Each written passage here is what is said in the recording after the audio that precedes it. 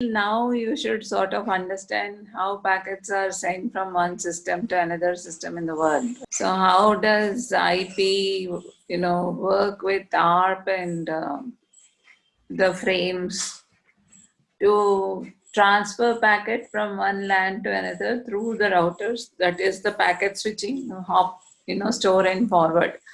What we haven't seen yet, of course, is how do you discover paths automatically. Last time I basically said, okay, I can manually configure the router, add addresses into the router, add networks that the router doesn't know.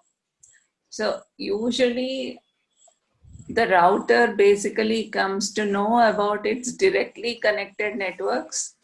How does it know that? Because you configure IP addresses on the router's interfaces.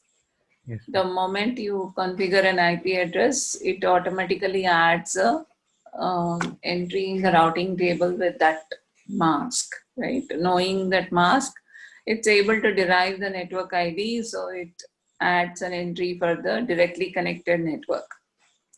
Any other network, you have to add the entries manually. So you have to add the entry for default route manually in a host. If you are adding a default route in a router, you have to add it manually. And so far, whatever we have seen, we haven't seen the dynamic learning of routes, right? yes, So if there is a network which is not connected to this router, but it is reachable through some neighbor, then you have to actually also configure that route in this neighbor through the neighbor's reachable interface. Okay. okay, Maybe anyway, today we'll be doing ICMP, we'll be revisiting some of those things so we can be sure, hopefully by the end of this class, that all the forwarding, stuff is learned properly. Let's come to the topic of today, which is Internet Control Message Protocol. I didn't send any material for you to look up on this in terms of videos and all, because I found that Kameshwari's talk is not really, discussing how these various errors are generated, I think. It's a very small video, and I'll share it after this talk is over, because I'm doing the compliment of what she has done in some sense. She talks about the ICMP message format. What are the fields in the message? What are the various values that different fields have for different messages? And how the checksum is calculated for the ICMP message, and so on, from what I have seen. Whereas I concentrate on how does a particular error actually get reported to you. So what's the purpose of the ICMP protocol? There are many different things. Ping, for example, ping command is an ICMP message which is used to check liveness of a message. Okay. So liveness of a host, what do we mean by that? We mean that if a particular host is up or down, you want to verify whether a host is up or down, then you usually ping to it. Now, of course, the host may be up, but you may still not be able to reach the host because of different errors in the network, right? So, but therefore, ping gives you an idea whether a particular host is reachable from you or not. And that is one purpose. And in fact, every time a new router is built, a router software is upgraded, there is the first thing they do is to do a ping. And if the ping succeeds, then they know that the router is working perfectly fine. And Cisco used to have what are called as ping parties. So it's a very common thing to do, what are called as ping parties. Okay. Now, the other aspects of ICMP are that it allows routers to control the amount of traffic which is coming to them to some extent, though it may not be extensively used, but there is a mechanism for it to do that. But primarily it is used to report errors that occur in the network to the sending host. Okay.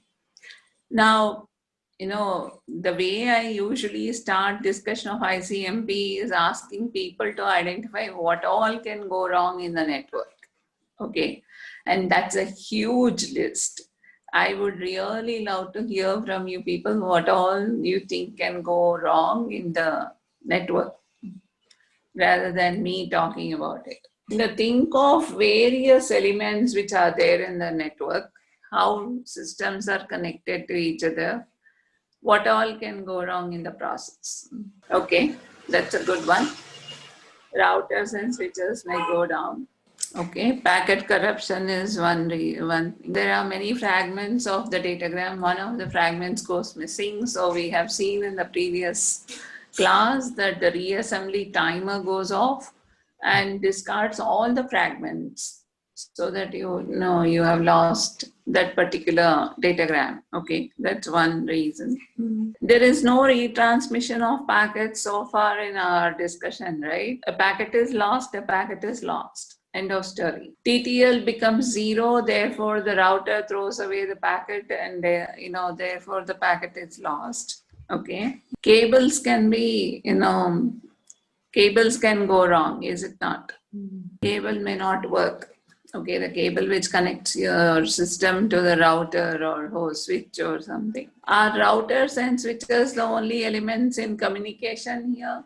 Or are there other things which are actually communicating? Host may go down, right? Host may not be powered on actually. And routers and switches also may not be powered on. So that is another problem. Okay, frame collisions will mean that a maximum re-attempts are made and then it will discard the frame. Okay, host network adapter may be faulty. That's a good one. And the network adapter can be faulty in the switch or router also, not just the host, right? Yes. Because after all, on that side also you have a network adapter.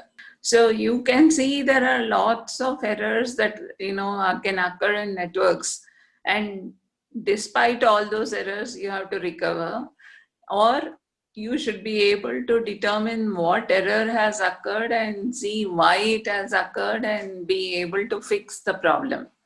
So to help in determining some of these errors, not all of these errors are detected by ICMP nor reported by ICMP, but some of them are reported, and we'll be looking at which of them are reported today, right?